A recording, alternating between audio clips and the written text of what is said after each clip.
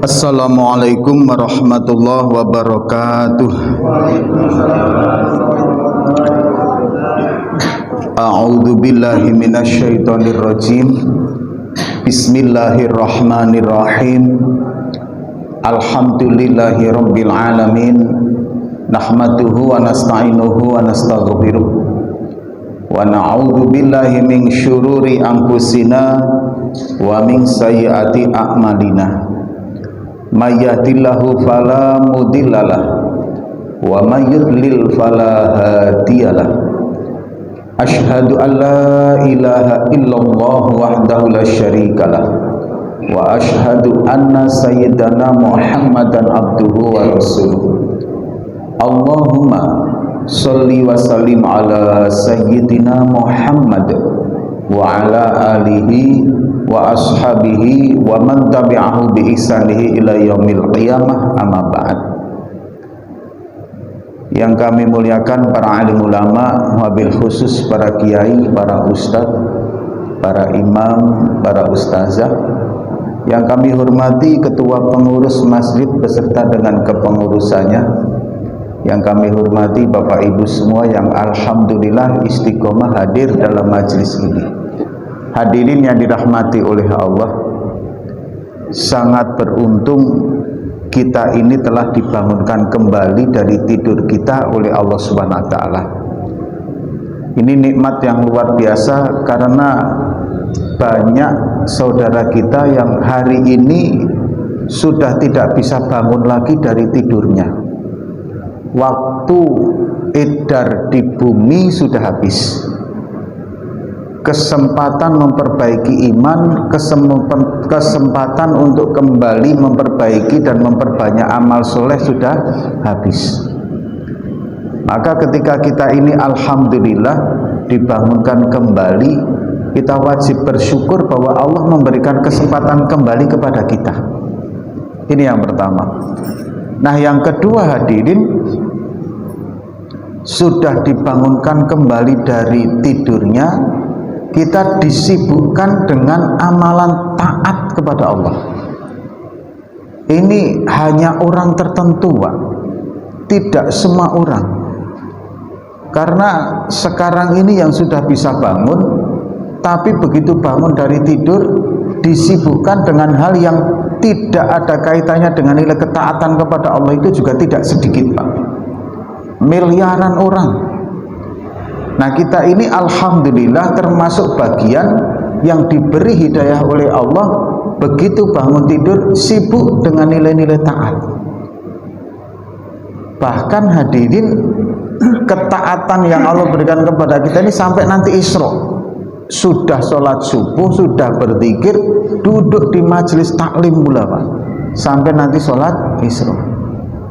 Nah, ini merupakan kenikmatan ruhaniyah, kenikmatan yang tidak bisa diukur dengan nilai dunianya. Kenapa hadirin? Karena kenikmatan ini berada di dalam kejiwaan kita. Maka ini harus kita syukuri, wajib kita syukuri, sehingga Allah terus nanti akan memberikan hidayahnya kepada kita, sehingga kita terus disibukkan semakin takwa kepadanya. Amin ya rabbal alamin. Kemudian hadirin, salam dan salawat mari kita haturkan kepada junjungan kita Nabi Agung Muhammad sallallahu alaihi wasallam. Allahumma sholli ala sayyidina Muhammad wa ala ahli sayyidina Muhammad. Bapak Ibu yang dirahmati oleh Allah, mari kita terus doakan saudara-saudara kita yang sedang ini berjuang di Gaza, di Palestina sana, juga pejuang-pejuang Islam Houthi, kemudian Hizbullah yang mendukung perjuangan rakyat Gaza ini, Pak. Kita doakan, kita bacakan Al-Fatihah dan Surat Al-Fil. Bismillahirrahmanirrahim. Lahumul Fatihah. A'udzu billahi minasyaitonir rajim. Bismillahirrahmanirrahim. Alhamdulillahirabbil alamin arrahmanir rahim maliki yaumiddin. Iyyaka na'budu wa iyyaka nasta'in ihdinas siratal mustaqim siratal ladzina an'amta 'alaihim ghairil maghdubi 'alaihim waladdallin. Amin. Bismillahirrahmanirrahim. Alam tara kaifa fa'ala rabbuka bi ashabil fil. Alam yaj'al kaidahum fi tadlil wa arsala 'alaihim tayran ababil tarmihim bihijarati min sijil faj'alahum ka'asfin ma'kul. Amin ya rabbal alamin. Baik hadirin yang dirahmati oleh Allah, kemudian update donasi untuk pembangunan Masjid Al-Karim alhamdulillah sudah mencapai angka 2 juta sekian yang dihimpun oleh Basnas. Bagi Bapak Ibu yang ingin ikut berinvestasi akhirat, nitip amal untuk pembangunan masjid, silahkan bisa langsung nitip kepada kami atau bisa langsung ke kantor Basnas. Nah hadirin yang dirahmati oleh Allah, kita lanjutkan pengajian kita. Tapi sebelum pengajian kita lanjutkan, ada satu hal hadirin yang akan kami sampaikan. Ini mungkin sebagai tambahan saja, dan ini sangat penting sekali hadirin. Bapak Ibu yang dirahmati oleh Allah Subhanahu wa taala, dalam perjalanan kehidupan kita ini, dalam kita menjalani hidup kita ini hadirin, Allah Subhanahu wa taala menciptakan atau mendesain dunia ini sebagai tempat di mana di situ ada ujian, ada musibah, ada cobaan dan lain sebagainya. Nah hadirin yang dirahmati oleh Allah, problem ini atau permasalahan hidup ini itu tidak cuman Allah berikan kepada orang yang taat kepadanya, tidak Pak. Orang yang tidak taat kepada Allah, orang yang tidak mau beriman kepada Allah, orang yang gak mau sholat, orang yang demennya atau sukanya itu judi, mabuk, jauh dari taat, sama Pak, mereka juga mempunyai problem hidup. Jangan dikira rasa-rasanya, kita ini kan sering apa ya Pak, sering salah persepsi. Rasa-rasanya musibah, problem hidup, sakit, nggak punya duit, kontrakan belum bayar, angsuran juga belum lunas, itu seakan-akan pikiran kita hanya dialami oleh orang-orang yang takwa kepada Allah Subhanahu wa taala, karena ad-dunya sijnul mukminin, dunia itu adalah penjara bagi orang yang beriman.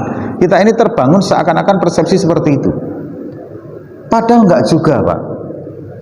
Yang enggak taat pada Allah itu juga punya problem. Mereka juga punya problem, kadang enggak punya duit. Bahkan yang enggak beriman kepada Allah, jangan menyangka mereka ini kaya terus, enggak. Mereka juga punya hutang Pak. Angsuran ruko juga belum dibayar dan masih banyak lagi. Jadi mereka ini juga punya problem kehidupan.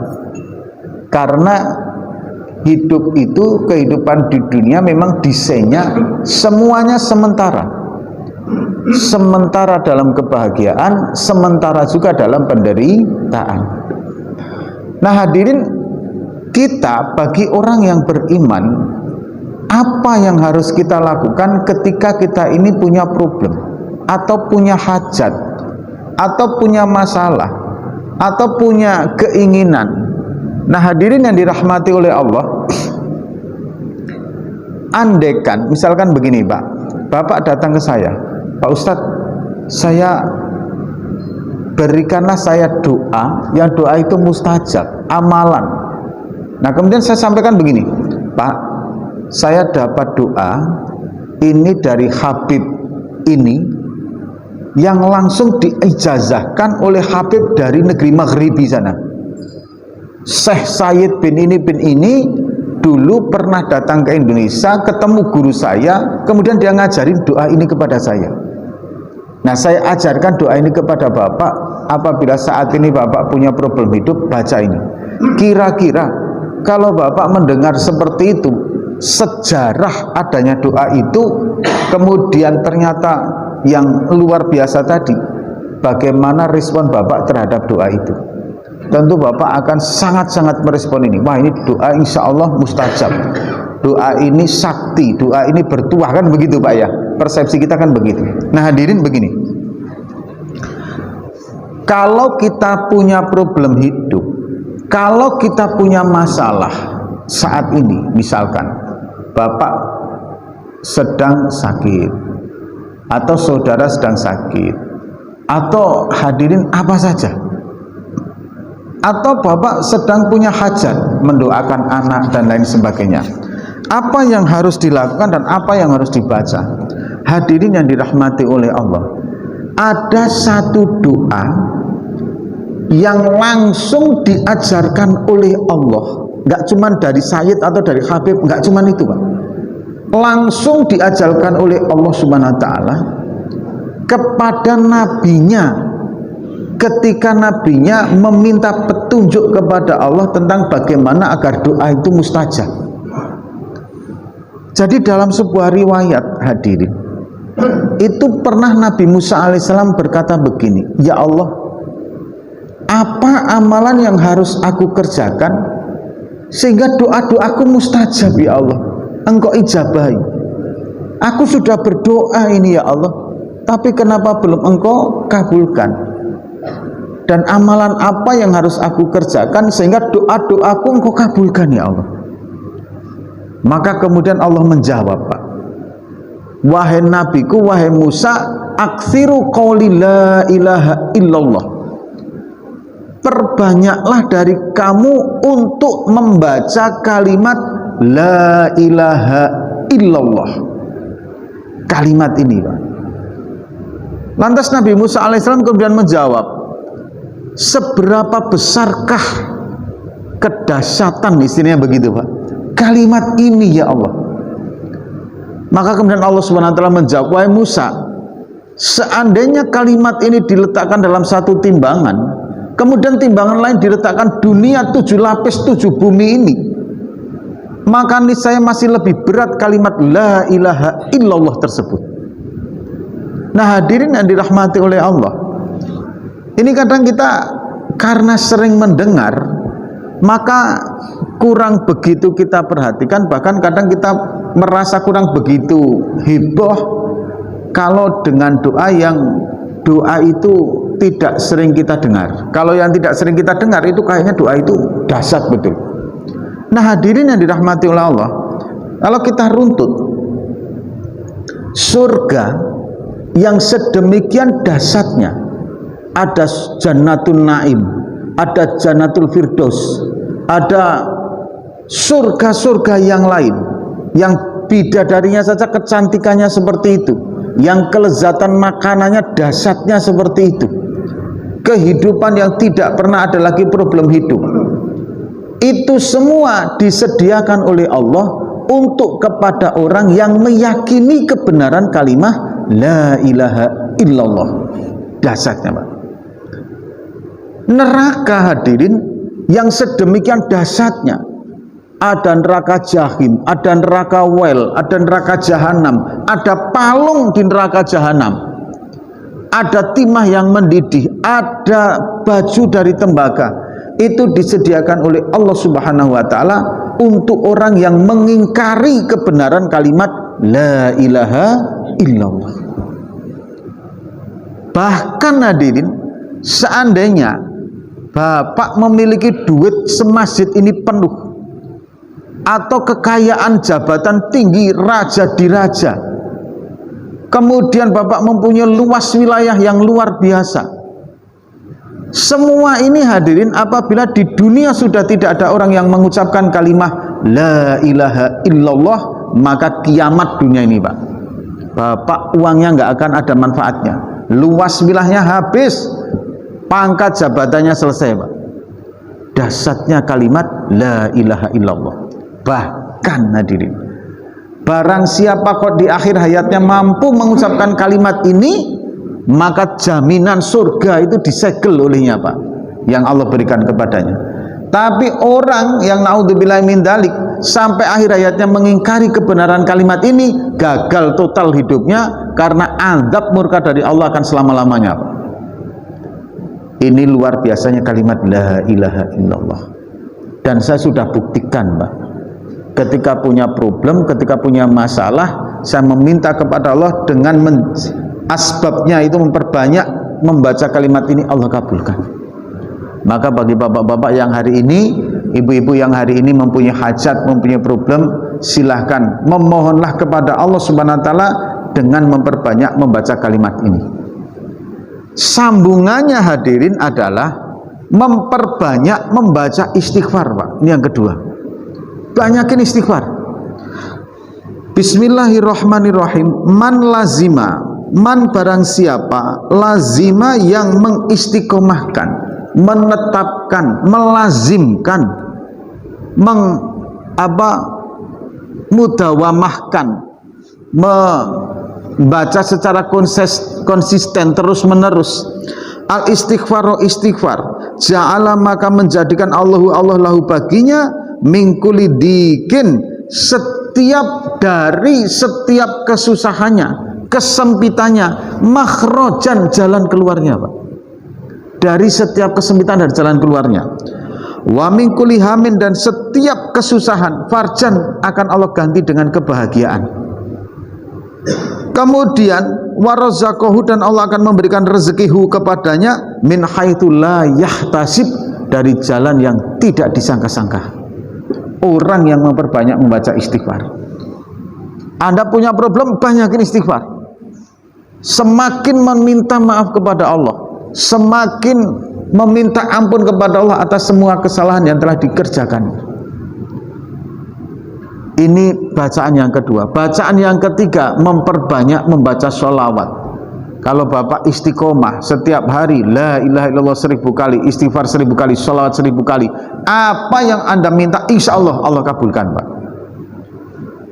Kadang dalam bentuk yang sesuai dengan keinginan kita, kadang dalam bentuk yang tidak sesuai dengan keinginan kita, tapi jalan keluarnya itu ada. Ini yang harus dipahami.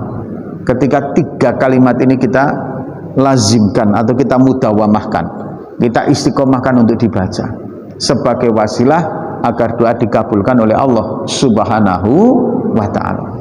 Apalagi jenengan ditambah dengan istiqomah sholat jamaah, fix insya Allah hidupnya berkah, keluarganya berkah, rezekinya insya Allah berkah, umurnya juga berkah.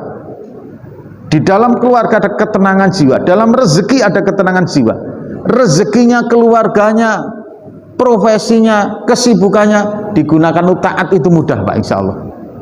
Ini yang sebagai tujuan akhir dari kehidupan kita, yaitu kehidupan yang barokah. Semoga Allah ijabah, amin amin ya rabbal alamin. Baik hadirin, ini sebagai tambahannya. Kemudian kita akan membahas pengajian kita pada kesempatan kali ini, sedikit mengulang kembali yang pertemuan lalu. Hadirin, kita masih membahas hal yang berkaitan dengan ruhaniyah atau membangun karakter kejiwaan kita, Pak. Nah, ini tidak mudah, perlu proses. Bisa jadi juga disebut ini proses mengenal kepada diri kita sendiri. Karena proses mengenal diri sendiri, nanti tujuan akhirnya bagaimana kita mampu mengendalikan apa atau memanage terhadap diri kita sendiri. Kemana yang harus kita ambil jalannya, dan kemudian mana yang harus kita atur sedemikian rupa, yang harus kita disiplinkan. Nah, pada pertemuan yang lalu hadirin, ada satu nasihat bahwasanya ini menjadi sebagai sebuah cerminan apakah diri kita ini masih dikuasai, dikendalikan oleh nafsu kita, atau dikendalikan, atau justru nafsu yang kita kendalikan. Yang pertama begini, perilaku seseorang zahirnya itu sangat terpengaruh oleh batiniahnya, pengaruh gerak hatinya. Kalau gerak hatinya itu baik, maka insya Allah perilakunya juga baik. Tapi kalau gerak hatinya itu kok buruk, mohon maaf, nanti perilakunya juga buruk. Ini kata kuncinya di sini, bahwa perilaku zahir dipengaruhi sekali oleh gerakan keinginan hatinya. Yang pertama hadirin begini, orang ini kalau dia masih dikuasai oleh nafsu syahwatnya, berarti orang ini sangat buruk hal yang ada di dalam dirinya. Karena seharusnya yang ideal nafsu syahwatnya itu dikuasai oleh akal dan oleh dirinya, bukan diri dan akalnya dikuasai oleh nafsu syahwatnya. Kan begitu konsepnya. Nah, bagaimana mengenali diri kita? Apakah diri kita ini dikuasai nafsu syahwat atau nafsu syahwat yang kita kuasai? Hadirin, ciri perilaku orang yang masih dikuasai, dikendalikan oleh nafsu syahwatnya, perilakunya orang itu cenderung menikmati hal-hal yang berbau aksi pornografi, hal yang berkaitan dengan kehidupan seputar kaum perempuan. Itu sudah bisa ditebak. Dalam semua hal, Bapak main media sosial, kalau Bapak masih suka melihat, mohon maaf, foto-foto perempuan yang terbuka auratnya, Bapak menikmati di situ, bahkan mencarinya, mohon maaf, kita harus berani mengakui bahwa kita masih dikendalikan oleh nafsu syahwat kita. Begitu juga di luar, kita masih sering berhubungan, bergaul dengan perempuan yang non muhrim yang tidak ada kepentingannya di situ. Beda dengan kalau ada kepentingan yang dibenarkan syar'i, misalkan perdagangan, hubungan kerja dan lain sebagainya. Nggak ada apa-apa, nggak ada kepentingannya, hanya sekedar bagaimana kita happy istilahnya. Kemudian kita berinteraksi terus. Mohon maaf, kita harus berani jujur bahwa kita masih dikendalikan oleh nafsu syahwat kita. Tapi kebalikannya, kok Bapak melihat media sosial, begitu ada gambar perempuan terbuka aurat, Bapak langsung skip, langsung scroll. Malu saya melihat yang kayak gini. Malu kepada Allah Subhanahu wa taala. Allah memberikan saya istri yang sah, kok ngapain saya harus memandang perempuan yang tidak sah untuk saya pandang? Bapak scroll. Dan Anda tidak mau sekali untuk mencari itu. Saya nggak bisa menikmati dengan gambar itu. Daripada saya menanti menjerumuskan mata saya ke dalam azab Allah, lebih baik saya mandang istri saya halal.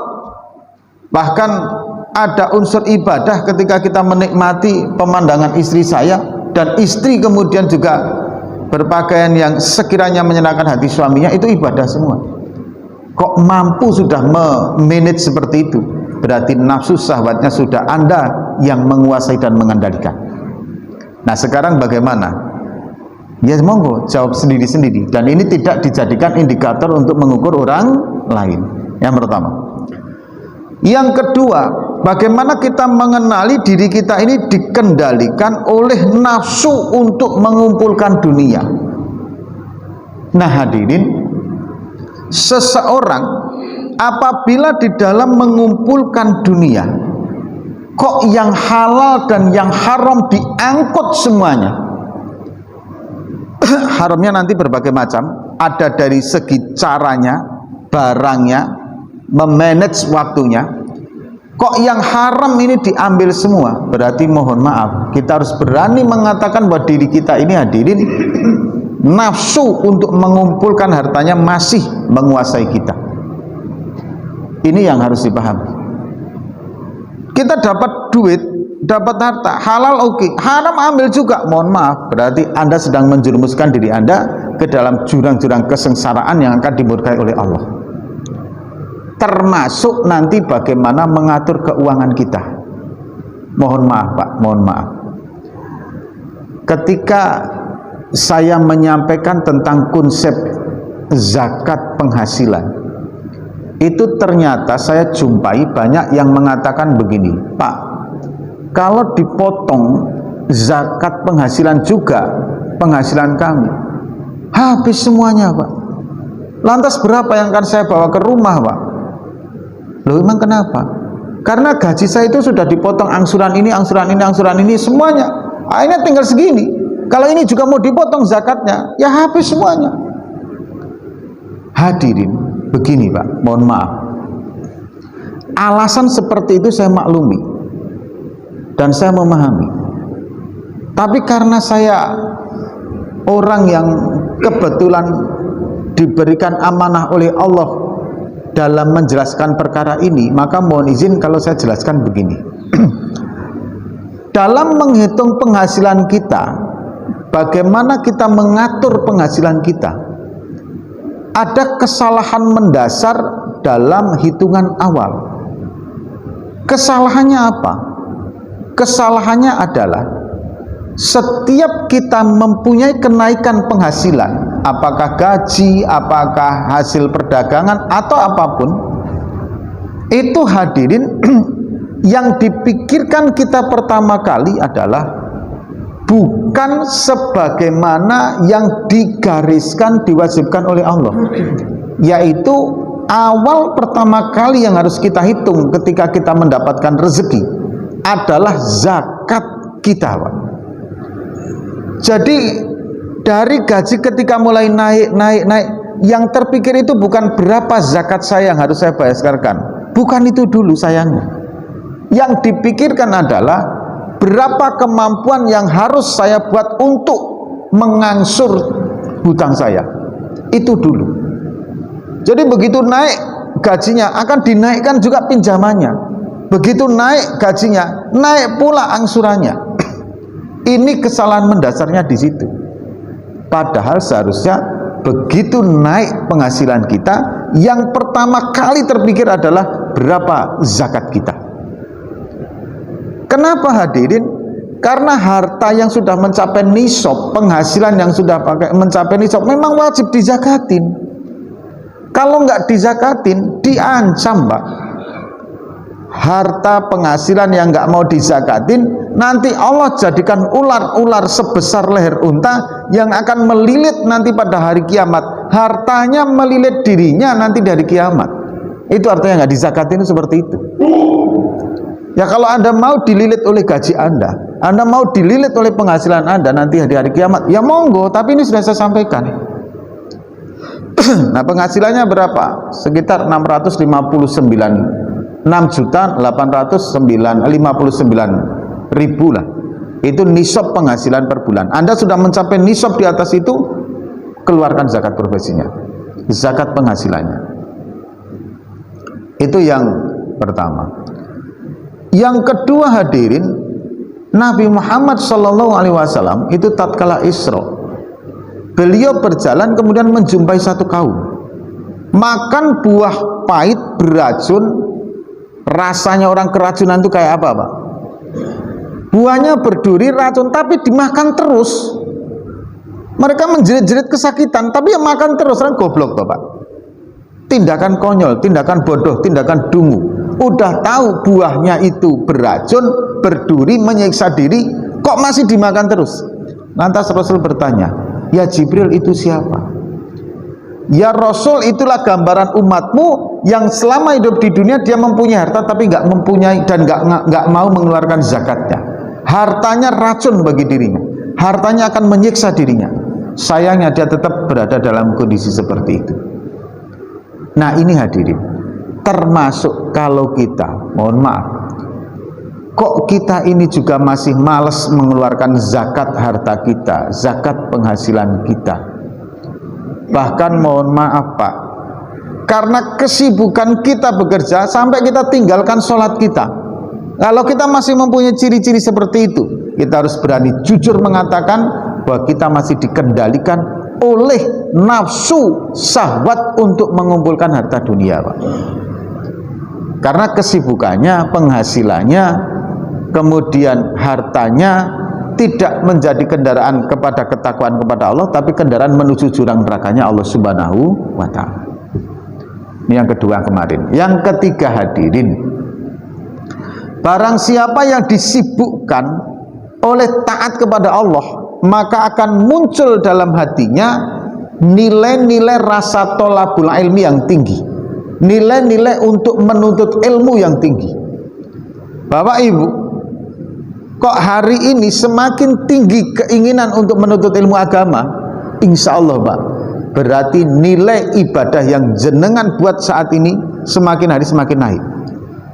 Tapi kalau keinginan untuk menuntut ilmu kok rendah, mohon maaf, itu biasanya ibadahnya juga rendah. Nah ini sebagai kunci barometer, cermin bagaimana kita mengenali diri kita, siapa dan apa yang mengendalikan diri kita. Apakah akal pikiran kita, pengetahuan agama kita, atau justru nafsu-nafsu syahwat kita, nafsu keinginan-keinginan kita yang menguasai kita. Ini kemarin kita sudah bahas, hanya setakat mengulanginya. Nah, hadirin yang dirahmati oleh Allah, Yang akan kita bahas pada kesempatan kali ini adalah Sayyidina Ali bin Abi Thalib radhiyallahu an. Nah, ini pernah saya ditegur ketika saya mengatakan Sayyidina Ali karramallahu wajhah. Wah, itu Syiah, Pak. Karena gelar para sahabat di Al-Quran itu radhiyallahu an. Selesai, Allah sudah memberikan radhiyallahu an. Nah, hadirin yang dirahmati oleh Allah, karramallahu wajhah, radhiyallahu an, Allahu yarham, kemudian hafidhahullah, kemudian apa lagi, Pak? Rahimakumullah. Itu sebenarnya adalah ungkapan-ungkapan doa. Misalkan Bapak menjawab bilang begini, Ali bin Abi Thalib radhiyallahu an, itu artinya radhiyallahu an itu semoga Allah meridhoi. Allahu yarham, semoga Allah merahmati, menyayangi. Kemudian apa lagi, Pak? Hafidhahullah, semoga Allah menjaganya. Kemudian apa lagi? Misalkan sahabat, misalkan Imam Syafi'i rahimahullah ta'ala, semoga Allah merahmati, merahimi, menyayangi. Itu gelar-gelar itu sebagai ungkapan doa. Nah, kalau karramallahu wajhah, spesial doa untuk Sayyidina Ali bin Abi Thalib. Semoga Allah memuliakan wajahnya. Kenapa, hadirin? Karena selama hidupnya Sayyidina Ali belum pernah melihat kemaluannya, termasuk kemaluan diri sendiri. Kalau Bapak bertanya bagaimana konsep ketika beliau bertoharoh, ya wallahu alam, beliau sudah punya cara tersendiri, beda dengan kita. Nah, kita jangankan kok kemaluan diri sendiri, kadang kemaluan orang lain pun kita ingin menengoknya juga, kan? Naudzubillah ini, Pak. Nah, hadirin, beliau itu memberikan nasihat seperti ini, Pak. Kalau cerita Sayyidina Ali itu, Pak, luar biasa. Rasulullah itu sampai menyampaikan sebuah hadis itu, mengatakan begini, kalau aku itu gudang ilmu, maka pintunya adalah Ali. Makanya ada beberapa hadis yang sifatnya sir, rahasia, hanya orang tertentu dan tidak disampaikan di kalangan publik, yang hanya disampaikan lewat Sayyidina Ali bin Abi Thalib karramallahu wajhah. Itu biasanya yang berkaitan dengan dalil-dalil thariqah, itu tidak disampaikan secara luas. Tapi dalil-dalil thariqah itu rata-rata merujuk kepada hadis-hadis yang bersumber periwayatannya Sayyidina Ali. Bahkan ada kitab, satu kitab itu semuanya hadis diriwayatkan oleh Sayyidina Ali bin Abi Thalib, Pak. Namanya kitab Wasiatul Mustafa. Kita pernah mempelajari atau belum ya? Kayaknya belum ya, Pak. Nanti suatu saat nanti kita pelajari kitab itu, Pak. Yang selesai kan Lubabul Hadis, itu kita sudah selesai. Nah, hadirin yang dirahmati oleh Allah Subhanahu wa taala, yang begitu mulianya Sayyidina Ali, meninggalnya saja dipenggal, Pak, kepalanya. Nah, makamnya sekarang di mana kepalanya itu belum ditemukan secara valid. Ada yang mengatakan di sini, ada yang mengatakan di sini, tapi wa alam bisawab. Sahabat yang masuk Khulafaur Rasyidin meninggalnya didolimi dengan dipenggal kepalanya. Maka bapak-bapak nggak usah heran kalau kita ini didolimi oleh orang lain. Jangan heran, Pak. Wong Sayyidina Ali yang seperti aja didolimi, apalagi kita-kita ini, ya kan, itu kan. Tapi semoga nggak sampai dipenggal kepala kita, kan, amin ya rabbal alamin. Nah, hadirin, beliau memberikan nasihat begini, Bismillahirrahmanirrahim, laula khamsa khisalin lasorun nasu kulluhum solikina. Seandainya tidak ada 5 perkara ini, niscaya seluruh manusia soleh semua, Pak. Berarti ini secara umum, tidak secara personal individu. Secara umum ini merupakan penyakit sosial kemasyarakatan yang menjadi masyarakat itu jauh dari norma nilai-nilai orang-orang ciri-ciri yang soleh. Seandainya tidak ada 5 perkara ini, maka 5 perkara ini juga bisa dikatakan sebagai penghambatnya atau penghalangnya. Kalau penghambat itu kan cuma memperlambat, kalau penghalang ya harus disingkirkan agar bisa jalan, kan gitu, Pak. Antara penghambat dengan penghalang itu kan kemungkinan ada beda. Nah, ini hadirin, inilah 5 perkara yang menjadi asbab seseorang terhalang atau terhambat untuk menjadi orang-orang yang soleh. Apa saja 5 perkara tersebut?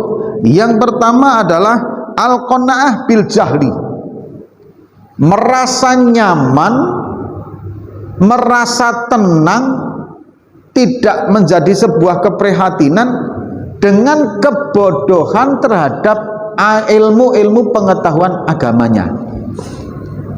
Ini yang pertama. Seseorang itu akan terhambat menjadi orang soleh apabila ada 5 penghambat. Yang pertama adalah merasa nyaman dengan kebodohan dirinya terhadap ilmu agama. Orang, Pak, kalau sudah merasa nyaman dengan ketidaktahuannya terhadap ilmu agama, susah untuk diajak taat, Pak. Asli, Pak. Karena dia nggak merasa kalau meninggalkan perintah Allah itu ada ancaman-ancamannya. Kalau mengerjakan yang dilarang Allah itu adalah pelanggaran yang berat. Itu mereka nggak merasakan hal itu. Makanya selambu aja, Pak.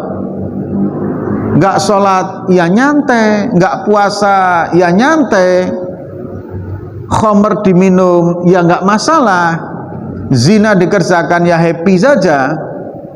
Karena ketidaktahuannya terhadap bagaimana aturan-aturan itu ada. Sama, Pak, dalam kehidupan dunia juga begitu. Kita ini kalau nggak ngerti aturan-aturan hukum, yang melanggar hukum selambat saja.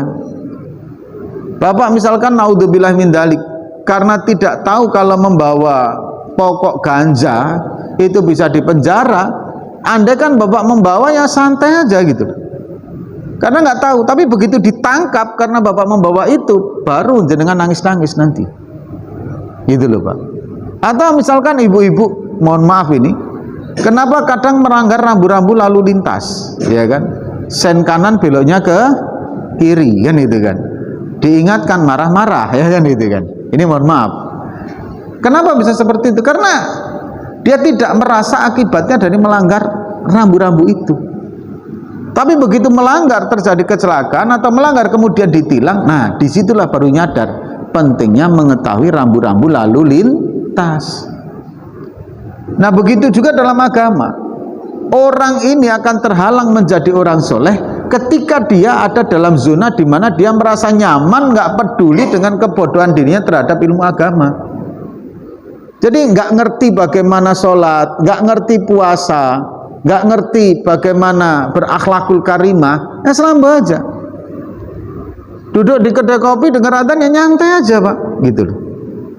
Nggak sholat ya nyantai aja, karena nggak tahu seperti itu. Aturan-aturan apa yang ada di dalamnya itu nggak tahu. Nah ini bahaya sekali, Pak. Bahkan hadirin, ada 6 golongan yang akan digiring oleh Allah Subhanahu wa Ta'ala masuk ke dalam nerakanya Allah sebelum dihisab. Jadi sebelum dihisab itu akan digiring langsung ke nerakanya Allah. Siapa mereka? Salah satunya adalah ahlul baldah, penduduk satu kampung, yang satu kampung ini hadirin tidak peduli dengan ilmu agama, bodoh semua, nggak ada yang pinter, tapi mereka nggak prihatin terhadap kebodohan itu. Gak ada upaya untuk bagaimana agar mereka ngerti terhadap ilmu agama. Maka hadirin, kalau dalam fikih itu aturannya, apabila ada satu kampung, maka menjadi fardu kifayah mengirimkan salah satu dari generasi anak itu untuk belajar menuntut ilmu agama agar nanti bisa mengajarkan kepada kampung itu, warga kampung itu terhadap pendidikan agama. Bahkan jika satu kampung yang tidak ada hafiznya, maka satu kampung itu menjadi fardu kifayah mengirimkan salah satu anaknya untuk dijadikan sebagai orang yang hafiz, kemudian pulang mengajarkan orang kampung itu. Nah, inilah hadirin bedanya santri sekarang dengan santri dulu. Kalau santri dulu, Pak, satu kampung hadirin itu memang mereka akan sangat bahagia sekali kalau ada satu anak yang mau ke pondok pesantren, Pak. Kalau tidak, mereka akan mencari siapa yang ke pondok pesantren. Kalau yang ada yang ke pondok pesantren, satu kampung, Pak, patungan, Pak, untuk membiayai itu, Pak. Dan saya masih merasakan ini, Pak. Satu kampung kami itu, ibu-ibu kadang kalau saya pulang hari Kamis atau hari Jumat gitu, Pak, ibu-ibu pulang dari masjid itu datang ke kami, ngasih uang 3.000, 2.000, ini untuk kamu ya, bekal di pondok untuk kamu. Begitu Pak, patungan mereka. Saya pulang itu uang sakunya nggak cuma dari bapak ibu saya. Kalau dari bapak ibu saya mungkin berapa, tapi ada tambahan-tambahan itu. Dan begitu pulang saya sudah ditunggu. Itu saya masih ngalamin zaman itu Pak. Nah hadirin yang dirahmati oleh Allah, kalau sekarang kan enggak Pak. Kadang ada tetangganya, anaknya kalang kabut, bapaknya kalang kabut memondokkan anak, itu sampainya Pak, umroh sampai berkali-kali loh Pak. Ada yang seperti itu. Depan rumahnya umroh 3-4 kali, sementara tetangganya membiayai anaknya hafiz, itu kalang kabut.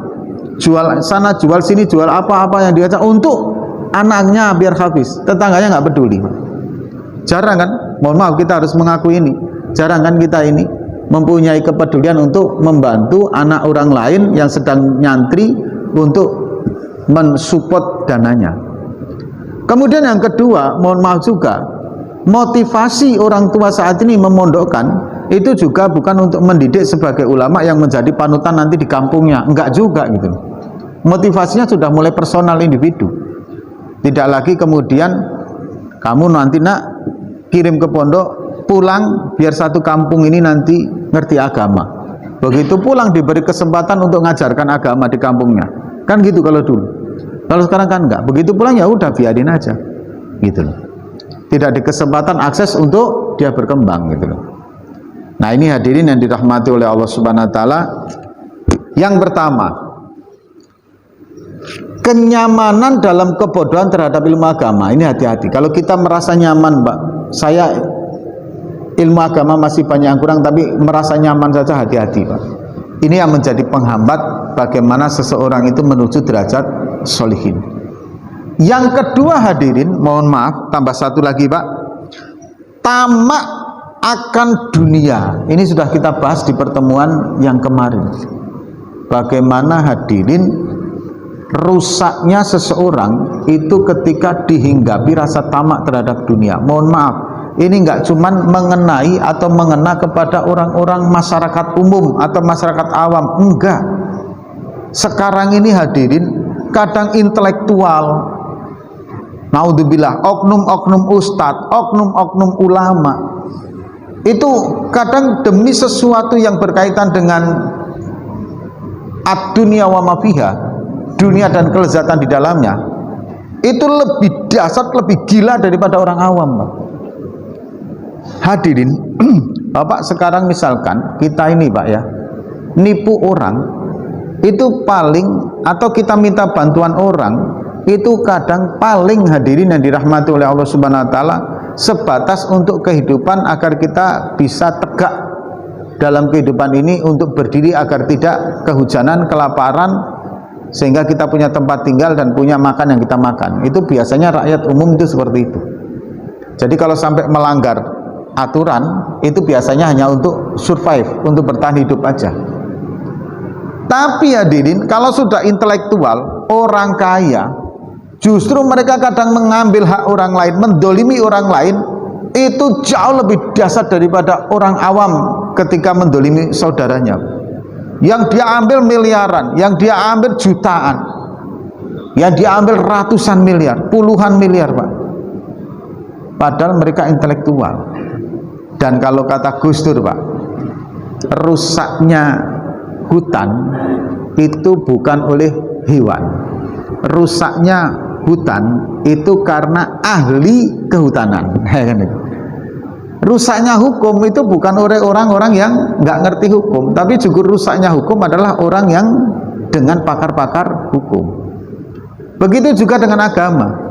Rusaknya hukum agama itu bukan karena orang-orang yang nggak ngerti agama, tapi justru rusaknya agama itu karena oknum-oknum yang ngerti agama, malah justru merusaknya. Gitu loh Pak. Pakaiannya luar biasa, syar'i, ya kan? Tapi perilakunya naudzubillah min dzalik, mengadu domba, menjelekkan dan lain sebagainya, kan naudzubillah. Kalau bicara identitas dan aksesoris itu agamis sekali, dan itu ada yang saat ini seperti itu. Makanya hadirin yang dirahmati oleh Allah Subhanahu wa taala, rakus tamak terhadap masalah dunia itu adalah satu penyakit yang menghalangi orang menjadi soleh. Dan itu tidak cuma mengena kepada orang-orang awam, tapi juga mengena kepada orang intelektual, golongan orang-orang kita anggap sebagai orang pinter, orang cerdas, orang berpendidikan, dan orang yang ngerti agama. Karena rasa tamak bisa hinggap kepada siapapun. Nah, ini baru 2 hadirin, masih ada 2 lagi. Insya Allah akan kita sambung di pertemuan yang akan datang tentang hal-hal yang menjadi penghambat seseorang itu mencapai derajat sholihin, mencapai derajat ketakwaan yang tinggi kepada Allah Subhanahu wa taala. Demikian yang bisa kami sampaikan. Mari kita tutup dengan baca Al-Fatihah dan doa kifaratul majlis. Al-Fatihah. A'udzubillahi minasyaitonirrajim. Bismillahirrahmanirrahim. Alhamdulillahirabbil alamin arrahmanirrahim maliki yaumiddin. Iyyaka na'budu wa iyyaka nasta'in ihdinas siratal mustaqim siratal ladzina an'amta 'alaihim ghairil maghdubi 'alaihim waladdallin. Amin. Subhanakallahumma wa bihamdika asyhadu an la ilaha illa anta astaghfiruka wa atubu ilaik. Assalamualaikum warahmatullahi wabarakatuh.